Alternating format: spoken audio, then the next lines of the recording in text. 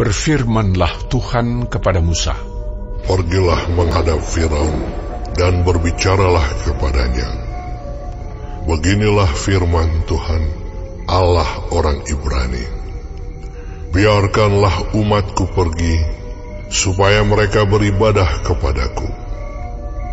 Sebab jika engkau menolak membiarkan mereka pergi dan masih menahan mereka, maka ternakmu yang ada di padang, kuda, keledai, unta, lembu sapi, dan kambing domba, akan kena tulah Tuhan, yakni kena penyakit sampar yang dahsyat. Dan Tuhan akan membuat perbedaan antara ternak orang Israel dan ternak orang Mesir, sehingga tidak ada yang akan mati seekor pun dari segala ternak orang Israel." Selanjutnya Tuhan menentukan waktunya. Firman-Nya, "Besoklah Tuhan akan melakukan hal itu di negeri ini." Dan Tuhan melakukan hal itu keesokan harinya. Segala ternak orang Mesir itu mati, tetapi dari ternak orang Israel tidak ada seekor pun yang mati.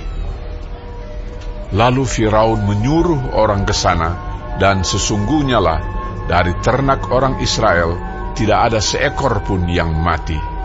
Tetapi Firaun tetap berkeras hati dan tidak mau membiarkan bangsa itu pergi.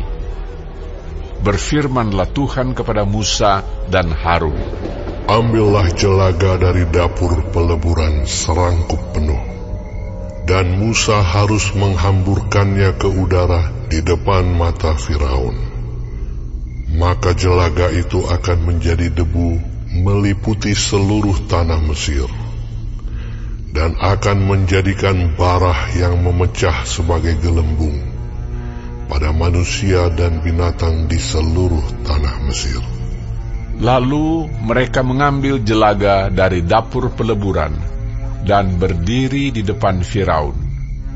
Kemudian Musa menghamburkannya ke udara, maka terjadilah barah yang memecah sebagai gelembung pada manusia dan binatang, sehingga ahli-ahli itu tidak dapat tetap berdiri di depan Musa karena barah-barah itu.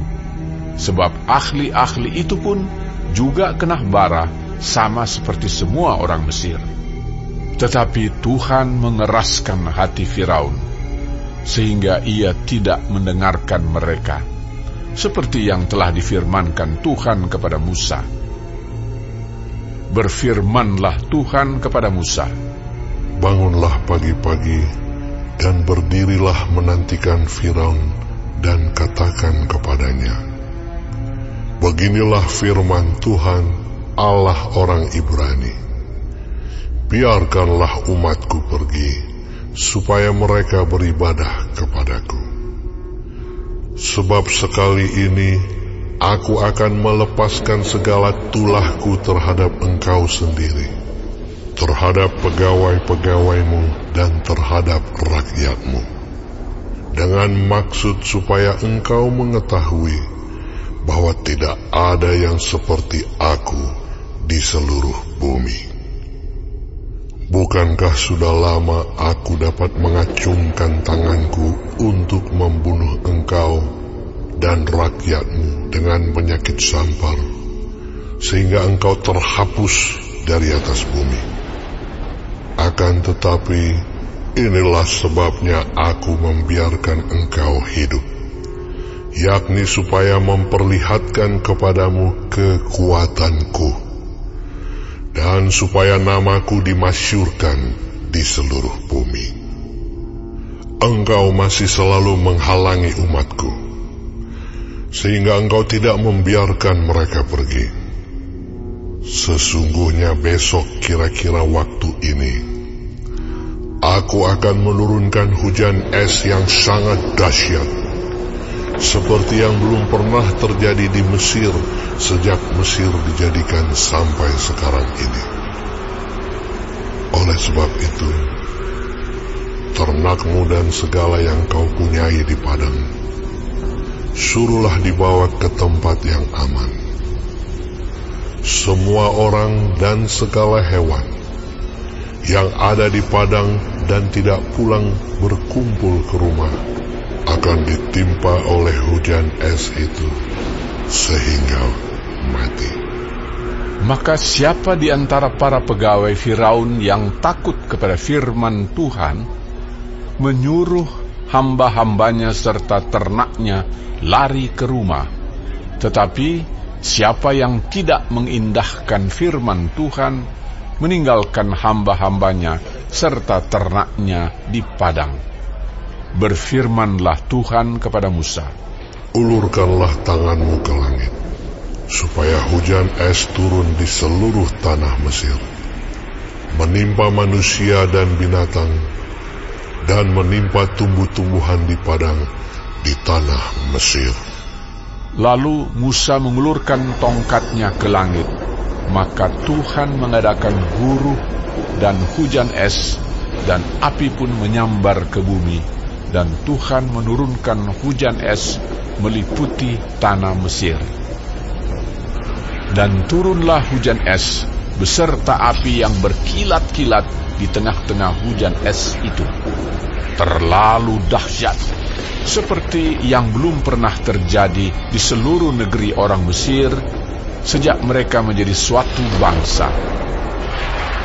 Hujan es itu menimpa binasa segala sesuatu yang ada di padang, di seluruh tanah Mesir, dari manusia sampai binatang, juga segala tumbuh-tumbuhan di padang ditimpa binasa oleh hujan itu, dan segala pohon di padang ditumbangkannya. Hanya di tanah Goshen, tempat kediaman orang Israel, tidak ada turun hujan es. Lalu Firaun menyuruh memanggil Musa dan Harun, serta berkata kepada mereka, aku telah berdosa sekali ini. Tuhan itu yang benar, tetapi aku dan rakyatkulah yang bersalah. Berdoalah kepada Tuhan. Guruh yang sangat dahsyat dan hujan es itu sudah cukup.